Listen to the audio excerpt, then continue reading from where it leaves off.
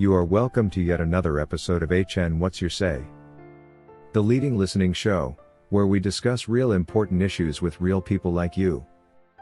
We are still featuring R. Kelly. Real name Robert Sylvester Kelly. Also known as the R&B King.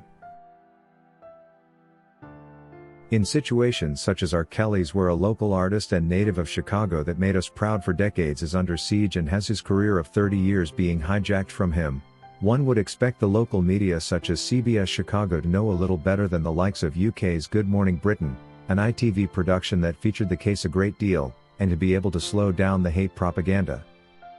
Instead, CBS Chicago was adding wood to the fire and making the most of government's propaganda against the R&B King, making what were supposed to be failed takedown attempts to appear like wins against R. Kelly.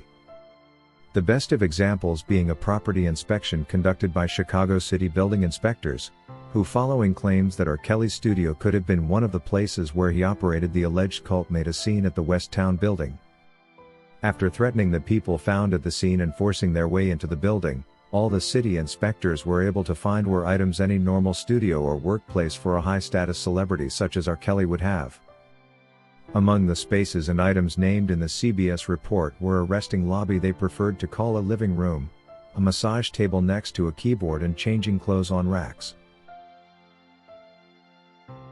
When mentioning the items in the rather hyped news bite, no real studio equipment they found in the other rooms were mentioned because this would remind the listeners that a music studio was being described, and the reporter tried her level best to make what was a proper music studio designed for comfort and efficiency to sound like it was someone's home and not a workplace. It felt rather weird to see the local media involve themselves so deeply in aiding a conspiracy against their own R. Kelly, and trying to frame him in this manner. Tonight we're getting a first look inside R. Kelly's West Town studio, seeing what building inspectors from the city actually found. I mean, what's wrong with having a lobby as part of his studio space, considering he hosted great artists and many important guests that would want to relax and discuss their next music albums with the R&B King in a cozy environment?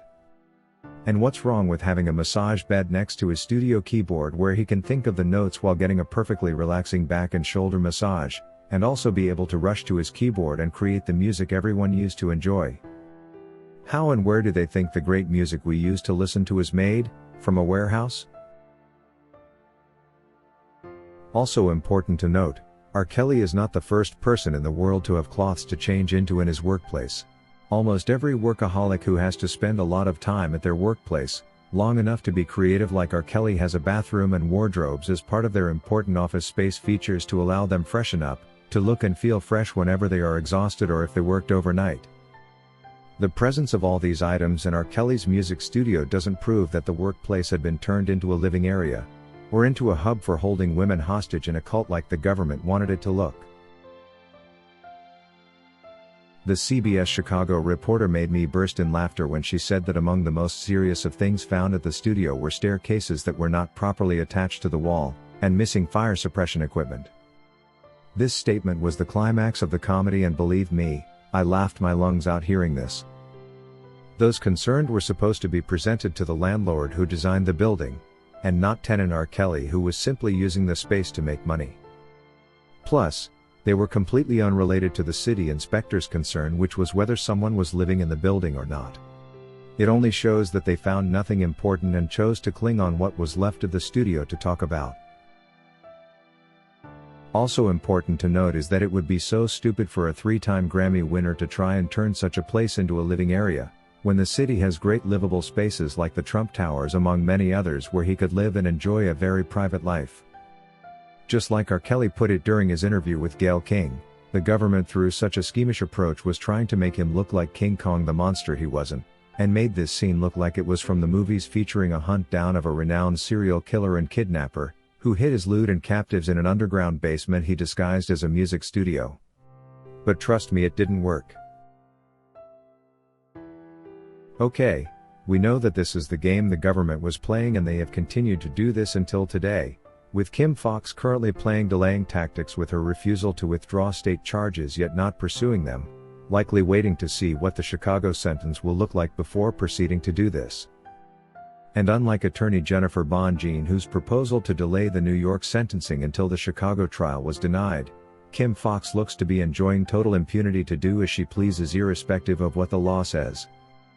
It is however sad to realize that local media CBS Chicago decided to get in the mix and become a part of the racket, working to see R. Kelly get life in prison for no real crime, but for baseless allegations that cannot be backed up with any concrete evidence. Why CBS Chicago would do this to their own R. Kelly, born and bred from Chicago? It's indeed hard to understand. This clearly shows that government was more than determined to use whatever opportunity they came across to tarnish R. Kelly's name, rob him of his social protection, and once he was isolated, they would strike him down when he is rendered helpless.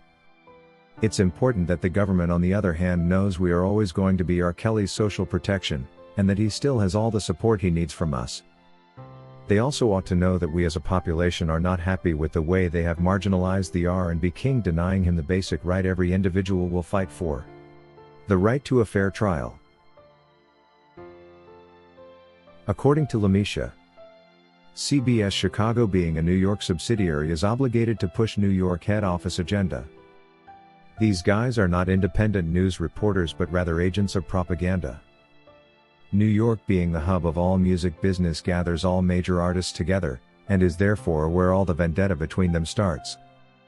No wonder it's in New York that R. Kelly was largely crucified, and therefore anything New Yorker is not good for our own R. Kelly. The way he was purposely indicted in New York yet he could undergo a complete trial for all charges here in Chicago sounded suspicious. Indeed, there was a particular agenda the government wanted to pass that only the New York court could effect.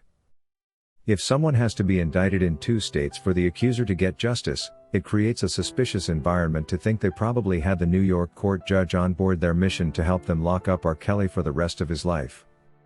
A proper investigation needs to be carried out to establish why the government was interested in a New York trial over a Chicago one. This same theory could actually explain why Kim Foxx is hesitant to pursue the Chicago state charges, considering she knew well from the beginning that she had no chance of playing their dirty games in his hometown and getting away with it 100%. She must have received a good education from the previous trial in Chicago federal court, where she lost in over 60% of the charges she had forced onto R. Kelly, and she probably doesn't want to make the very same mistake hunting what she will not be able to kill. If you wish to take part in a live interview on this channel discussing any of these topics, let us know by emailing us on sashahnnewsroom@gmail.com for scheduling. That is all we had for you today on HN What's Your Say? To keep updated whenever we post a new video, subscribe to this channel now. Also remember to hit the bell icon and enable notifications. And feel free to share your opinions with us in the comment section below, and let us know if you would like us to publish your views in our next release. We value all our subscribers' opinions.